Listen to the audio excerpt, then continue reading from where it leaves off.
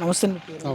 సూర్యనారాయణ అండి. సూర్యనారాయణ. అవునండి. చంద్రబాబు నాయుడు వచ్చి 5 నెలలు అవుతుంది కదా! ఎలా ఉందంటారండి? బాగుందండి. ఒకటి ఒకటి చేసుకొస్తున్నారు కదా.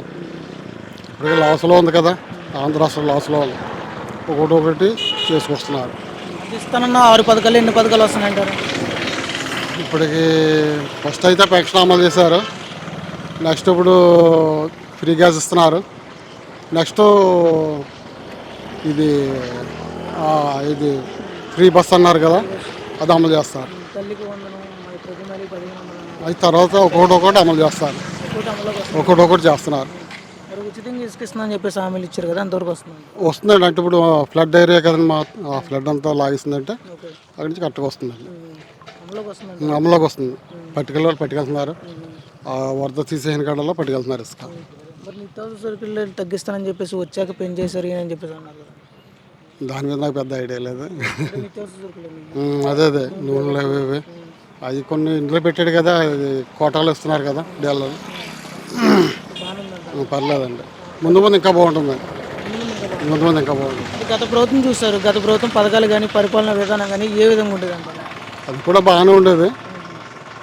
అంటే కొంచెం ఆంధ్ర రాష్ట్రం అప్పులు అయిపోయింది అన్నారు కదా, అదంతా గుర్చుకొని ఇవన్నీ అమలు చేస్తారు చంద్రబాబు నాయుడు గారు. అప్పులంటే ఏ విధంగా డెవలప్మెంట్ ఏమైనా అవుతారంటారు గత ప్రభుత్వంలో? ఏమండి? గత ప్రభుత్వం డెవలప్మెంట్ ఏమైనా చేశారంటారా? డెవలప్మెంట్ అంటే ఏం కనిపించలేదు. ఈ కంపెనీలన్నీ చాలా వెళ్ళిపోయి ఎక్కడ పని దొరక్క చాలామంది ఇబ్బంది పడ్డారు. ఇప్పుడు అది ఉండదు.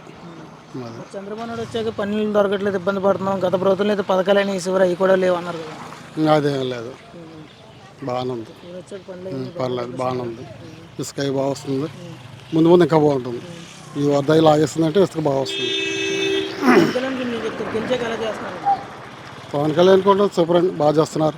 ఆయన కూడా ఎక్కడైనా ఎవరైనా ఇబ్బందులు ఉన్నా టక్కన ఇలా ఆదుకుంటున్నారు, వాళ్ళకి సహాయం చేస్తున్నారు.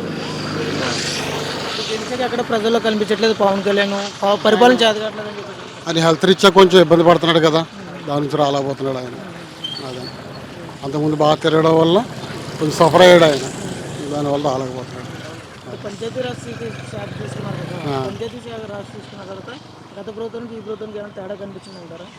దాంట్లో నాకు పెద్ద ఐడియా లేదు. డ్రైనేజీలు వేయడం కానీ, రోడ్లు బాగు చేయడం. ఆ రూట్లో ఏమో స్టార్ట్ చేశారు కదా, ఇప్పుడు స్టార్ట్ చేశారు. మొన్న అన్ని రోడ్లు కొబ్బరికాయలు కొట్టారు.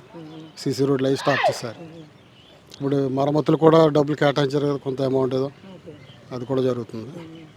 ఇప్పటివరకు అయితే బాగానే ఉంది. బాగుందండి, బ్రహ్మాండంగా. ముందు ముందు ఇంకా బాగుంటుంది. Okay sir.